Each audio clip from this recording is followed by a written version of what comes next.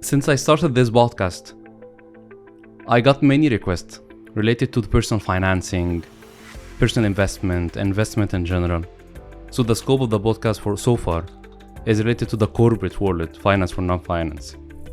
I am happy having you, Nitish, today, because today we're gonna kick off the first section of investment. So welcome to the show.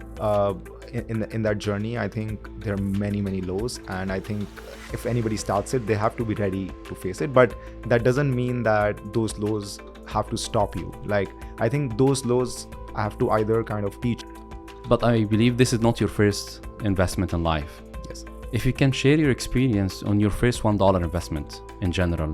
Apple, Google, Tesla, these companies, what they're doing, what they're building, and you see people investing in their stocks and how their investments are growing. You read every day in news, they launch some product, they launch something. It was a nightmare. Like, to get from that point to thinking about investing to actually being able to invest in that app was a total nightmare.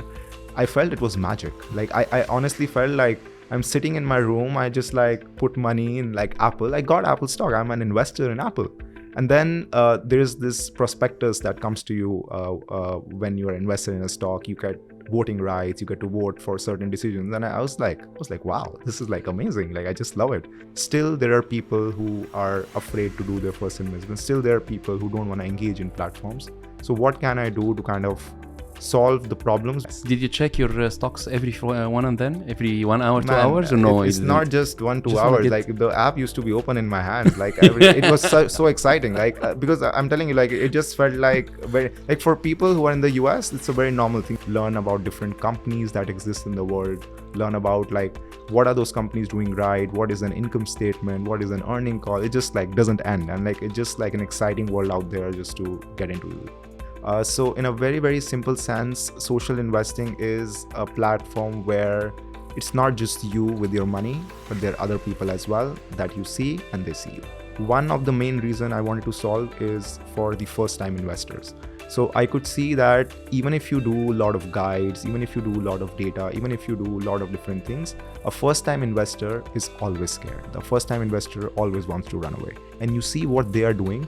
I think the motivation that brings in you, there is nothing matched parallel to that can bring in you. Like, why does a person feel okay to spend an hour on Instagram every day, but he doesn't feel okay to spend an hour on an app which is giving you similar information, but about finance, about companies, about their stats, what they're doing, what they're building. And then you would see, okay, if they have given dividends for the last 4 times, what was the values of each time? Which month did they give it out on? Is there any planned dividend for the future?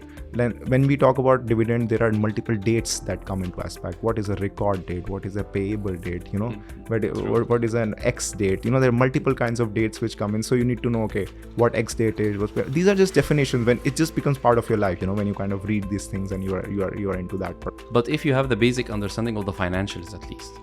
So when you decide to go for one company and then you check their balance sheet, income statement, cash flow, you see the previous year dividends in terms of value on all the percentages associated with that. You see some ratios in the balance sheet and the income statement from a non-finance major, and you understand these. Do you think that will make your investment journey easier than someone that doesn't have any understanding of the financials at all?